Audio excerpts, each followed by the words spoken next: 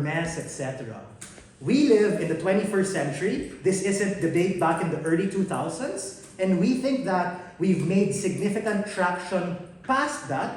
And we believe that lipstick feminism is a celebration of a woman's appearance and sexuality. And in no way are we creating a singular definition of what it means to be beautiful or what it means to be sexy.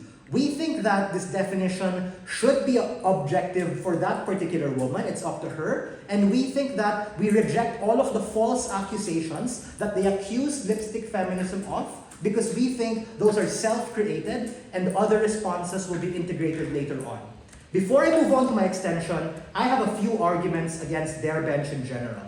Firstly, they talked about how it perpetuates gender stereotypes and forces young women and people to conform to particular beauty standards. Aside from what I already told you, that society already champions many women of different sizes, races, and ethnicities, if you take a look at social media on TikTok or on Instagram, you see a variety of content from all sorts of women celebrating and championing their sexuality.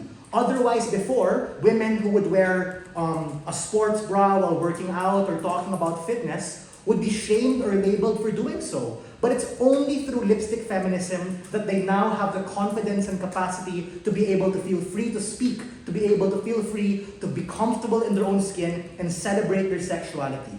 But if we take this to an extreme, right? Guys, the very fact that adult entertainers or porn stars are now looked as legitimate professions and valid choices for people to make are ultimately something very good. The very fact that pornography, for instance, has so many different categories of all women, of all different body types, all different races, are all deemed beautiful.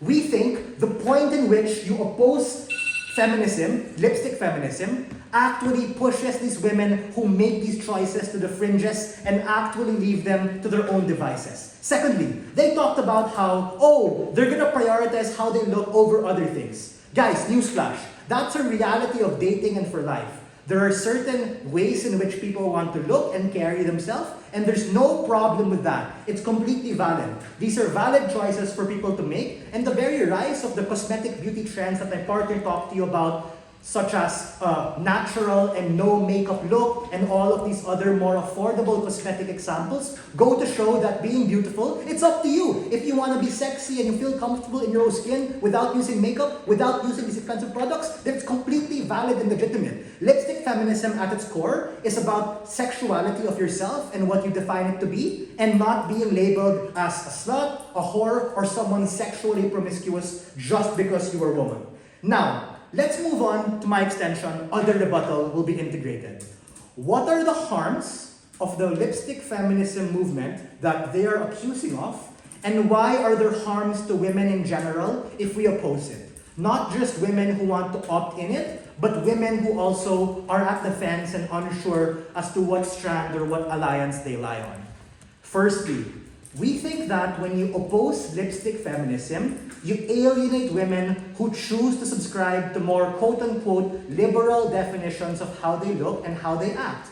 Ladies and gentlemen, before, women who wore quote-unquote skimpy or revealing clothing were labeled as some sort of taboo. They weren't allowed to enter particular areas. They weren't particularly allowed to go into places like schools or malls or other government institutions. But since then, since we've been able to support lipstick feminism, these things have long since been eradicated, and people now have the chance and agency to be able to celebrate how they look and what they want to wear. Secondly, we think the harm if you alienate these women is you leave them to their own devices and leave them as the most vulnerable actor here to be judged by other people, maybe men that they assert in this debate, but now they don't have the feminist movement to be able to support them. They don't have a community to be able to rally behind them, to have their back when people misrepresent their ideology or assume particular strands in which they speak of.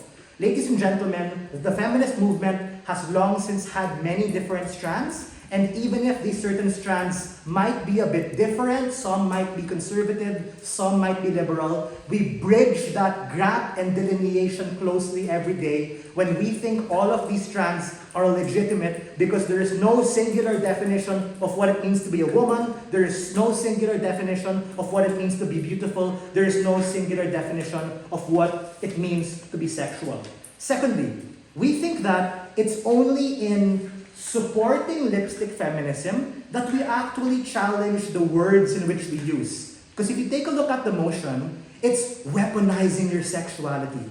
But my question is, why is it weaponizing if a woman does it, but when a man does it, it's okay? He's an alpha. You're Andrew Tate. You're a hunk. You're Johnny Bravo. You're guapo. You're awesome. You're cool. We think that you're only able to shatter and challenge the definitions of taboo and challenge the definitions of what society has previously imposed upon you if you celebrate this particular strand of what it means to be a woman, what it means to empower yourself.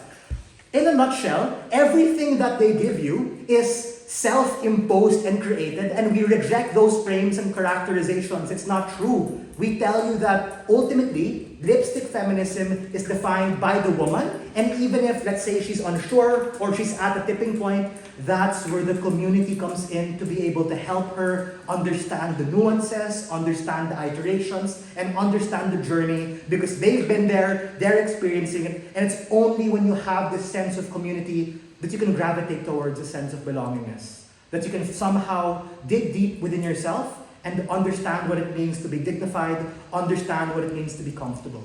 So for all of these reasons and more, if we want liberal women to no longer be seen as weaponizing their sexuality when they want to be happy, we need to embrace lipstick feminism under the branch of the feminist movement. This motion has to fall, ladies and gentlemen.